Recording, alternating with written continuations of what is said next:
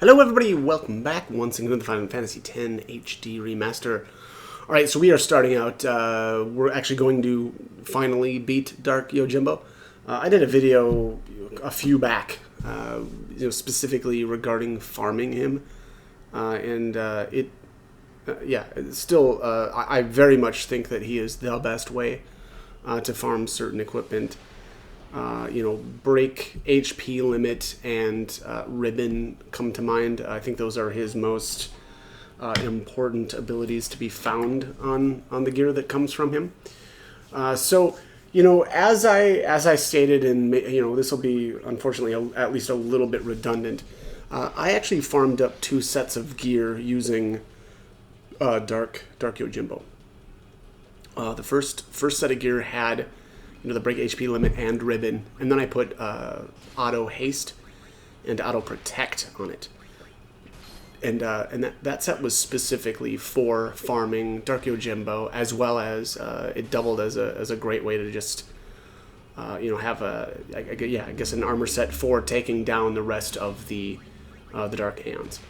It's just a really great way to keep your characters protected from the status effects. And then, having all of the extra HP is incredibly useful. It's really impossible to actually just survive a lot of the abilities that they use without having all of that extra HP. You can always, there's always the auto life option, but I don't love that route because, that involves dying, and any buffs that you will have had they are removed whenever you die, and so I don't usually really like that.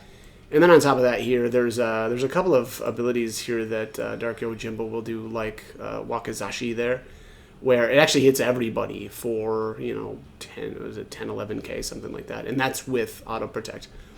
Without, it'll be hitting you for about 20k. So just not having the extra HP from break HP limit is just going to make the battle a lot more difficult and more annoying if you're trying to actually farm this stuff. Generally, when I started farming him, I had grabbed one piece of 4-slot armor specifically for Titus. And I just put, the break HP limit on it, so I didn't have to farm that piece first, right? Because it's really, it's difficult to actually survive against this guy without at least one person being able to break the HP limit. So again, I did that with Titus now, and Waka and Riku unfortunately didn't have that option, and they still had the 9,999 HP. And so whenever he would use Wakizashi, normally what I would just do is use a Mega Phoenix to revive both of the other characters at the same time. And that got me through to the turns where he wouldn't use Wakizashi, right? He would go with one of his single target attacks.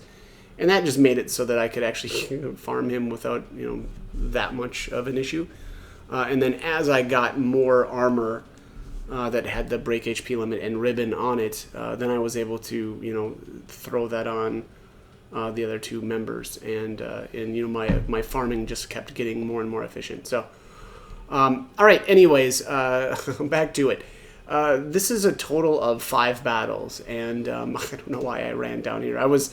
I think I was so used to farming him that I didn't realize that down here at this junction, normally what I would do to farm him is I would do the battles just to the south there, but we actually need to come up here into this room on the eastern side, and this will be the 3rd encounter. And again, just make sure that if you're actually if you make sure that you're done farming Dark Yojimbo before you come up here to this side, because if you do this, you'll have to backtrack again if you want to actually farm him, because again, we don't want to do the 5th battle in this series, because that is what will end it, and then Dark Yojimbo will no longer be available. So Again, make sure you are done farming him before you come to the room here on the eastern side. But you know, as far as strategy here, you know, pretty easy. One of the abilities here that he uses, and I can't remember which one it is. Let me just see here. Trying to figure this out. Daigoro. So okay, let's just go through his abilities. Daigoro is pretty weak, but it does inflict petrification and poison. If you don't have protection against petrification, and you take damage from Daigoro that is more than your current maximum health, you will just shatter. And so that is very bad. You know, don't really want to be seeing that happen. The next ability that he's got is Kazuka. That is slow, power break, magic break, armor break, and mental break. So because of that, most of the subsequent abilities will one-shot your character, again, because of armor break specifically. So if you do get hit with Kazuka, you know, make sure to dispel that character to remove armor break. You know, if you're set up the way I am, it doesn't matter at all. Oftentimes I would just end battles with one character dead because of, you know, things like that. But it does take it takes a long time to get to that point. So, anyways, all right. So his last ability there, and I've kind of already brought this up, is Wakizashi. Well, actually, technically, it's not his last ability; it's his third. That's just, you know, about 20k damage if you're if you don't have protect, and also that is with, you know, 255 defense.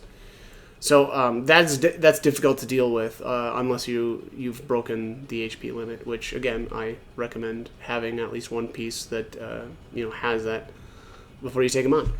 Lastly, Zanmoto is his final ability, and you know, that is he will use that once his overdrive gauge fills all the way up. You know, you can always